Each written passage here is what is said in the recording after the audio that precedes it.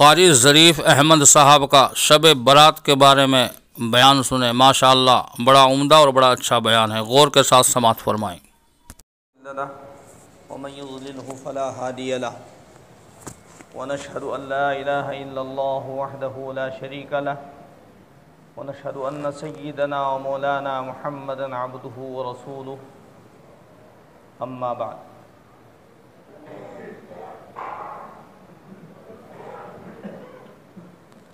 محترم حاضرین اور معزز سامعین کرام، یہ مہینہ شعبان کا مہینہ چل رہا ہے۔ اس مہینے کے بعد رمضان مبارک کے مہینے کی آمد ہے۔ یہ مہینہ بھی برکتوں والا مہینہ ہے۔ اس مہینے میں بھی اللہ کے نبی صلی اللہ علیہ وسلم عبادت کا روزوں کا اہتمام کیا کرتے تھے۔ آپ صلی اللہ علیہ وسلم نے ارشاد فرمایا، الشعبان شہری و رمضان شہر اللہ، کہ شعبان میرا مہینہ ہے اور رمضان اللہ کا مہینہ ہے۔ اس مہینے میں، شعبان کے مہینے میں ایک رات ہے جس کو شب برات کہتے ہیں، شعبان کی 15ویں رات۔ آج شعبان کی 12 تاریخ ہے، تو آنے والے اتوار میں شب برات یہ شب ہوگی۔ شب کہتے ہیں رات کو، برات کے معنی چھٹکارے کے، تو شب برات شعبان کی 15ویں رات، اس کو شب برات کہتے ہیں۔ اس رات میں عبادت کرنا افضل ترین عمل ہے۔ اور ایک بات اور ذہن نشی فرما لیں، شب برات کوئی تہوار نہیں ہے۔ شب برات کوئی تہوار نہیں ہے، بلکہ تہوار تو اسلامی شریعت میں صرف 2 تہوار ہیں، عید الفطر کا اور عید الاضحیٰ کا۔ یہ شب برات تہوار نہیں ہے۔ اسی طریقے سے بعض لوگ شب برات سے ایک دن پہلے عرفہ مناتے ہیں، عرفہ کرتے ہیں۔ یہ عرفہ کرنا شریعت سے ثابت نہیں ہے۔ عرفے کا دن وہ ہوتا ہے ذی الحجہ کی 9 تاریخ، یعنی بقرعید سے پہلا دن، اس کو شریعت میں عرفے کا دن کہا گیا ہے۔ جس دن حج ہوتا ہے اس کو کہتے ہیں عرفے کا دن۔ بعض لوگ نا سمجھی کی وجہ سے شب برات سے ایک دن پہلے کو بھی عرفے کا دن کہتے ہیں، اس کو مناتے ہیں کسی طریقے سے۔ تو شب برات سے ایک دن پہلے عرفے کا دن نہیں ہوتا ہے، اسے کسی شکل سے نہیں منانا چاہیے۔ جو شب برات 15ویں رات ہے، اس میں عبادت کرنا ثابت ہے۔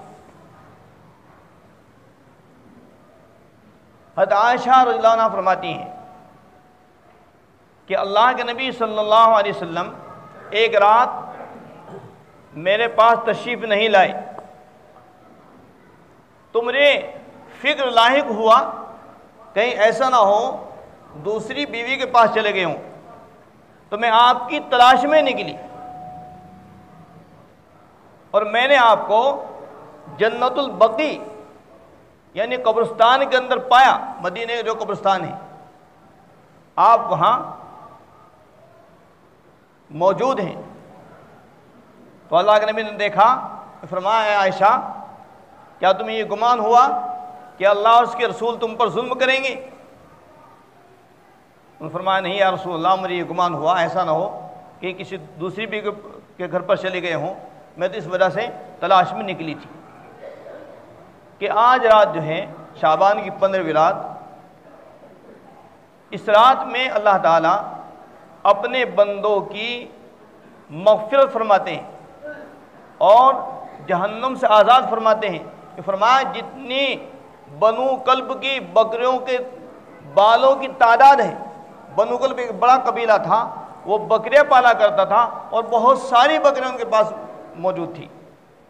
آپ نے فرمایا کہ اس رات میں اللہ تعالیٰ اتنے بندوں کو جہنم سے برات عطا فرماتے ہیں، چھٹکارا عطا فرماتے ہیں، جتنا کہ بنو کلب کی بکریوں کے بال، قبیلہ بنو کلب کے بکریوں کے بال کے سے بھی زیادہ اللہ تعالیٰ اس رات میں اپنے بندوں کو جہنم سے آزاد فرماتے ہیں۔ تو یہ رات عبادت کی رات ہے کہ اس میں عبادت کی جائے۔ یہ رات مغرب سے ہی شروع ہو جاتی ہے اور صبح فجر تک رہتی ہے۔ ایک جگہ آیا کہ اللہ کا منادی فرشتہ اعلان کرتا ہے کوئی مغفرت چاہنے والا جس کی مغفرت کی جائے، ہے کوئی بیمار جس کو صحت عطا کی جائے، ہے کوئی پریشان حال جس کی پریشانی دور کی جائے۔ یعنی اسی طرح صبح صادق تک فرشتہ اعلان کرتا رہتا ہے۔ تو جتنی وسعت ہو سکے، جتنی ہمت ہو سکے، اس رات میں عبادت کرنی چاہیے۔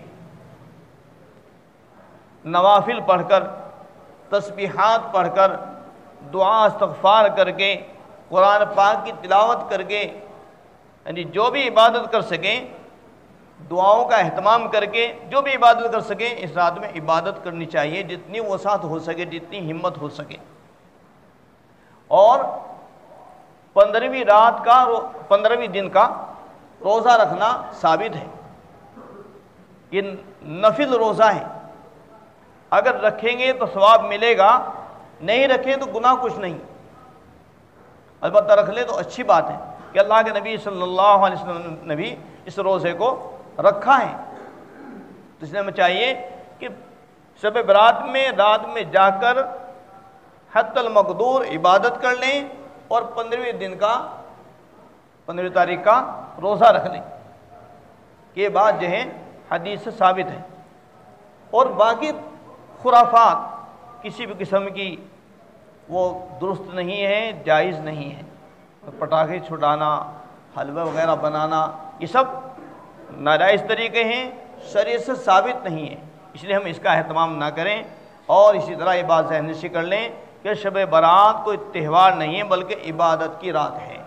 اس رات میں اللہ تعالیٰ پورے سال میں کتنے بچے پیدا ہونے والے ہیں، کتنے لوگوں کو موت واقع ہوگی، کون کون وفات پائیں گے، اور کس کو کتنا رزق ملے گا، کس کے ساتھ کیا معاملات پیش آئیں گے، یہ سارے معاملات اس رات میں اللہ تعالیٰ طے کر دیتے ہیں، فرشتوں کے حوالے کر دیتے ہیں۔ اس لیے ہمیں چاہیے کہ اس رات میں عبادت کا اہتمام کریں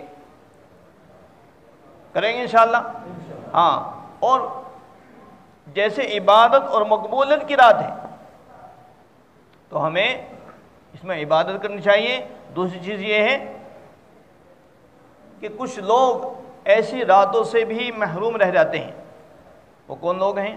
شرک کرنے والے، اللہ کی ذات میں، اللہ کی صفات میں شرک کرنے والے، شراب کے عادی، جو مستقل اپنی عادت شراب کے بنائے ہوئے ہیں۔ اس لیے یہ قبیح اور ناجائز اور حرام چیز ہے، تمام مسلمانوں کو اس سے بچنا چاہیے۔ جیسے پاخانہ پیشاب خنزیر حرام ہے، ایسے ہی شراب بھی حرام ہے۔ ہمارے معاشرے میں یہ چیز بھی آج جگہ پکڑ رہی ہے اسی درجے میں، تو ہمیں چاہیے کہ اس سے پرہیز کریں، اپنے بچوں کو، جوانوں کو سمجھائیں، اور والدین کا نافرمان تو اس رات کی برکت سے محروم رہ جاتا ہے۔ اللہ تعالیٰ ہم سب کو اعمال صالح کی توفیق عطا فرمائے اور دین پر استقامت نصیب فرمائے۔ وآخر دعوانا الحمدللہ رب العالمین۔ سنت ہمارے اس چینل کو سبسکرائب کریں اور دوسروں تک بھی پہنچائیں اور بیل آئیکن دبائیں تاکہ ہر آنے والی اچھی سے اچھی بات آپ تک پہنچ جایا کریں۔ خدا حافظ۔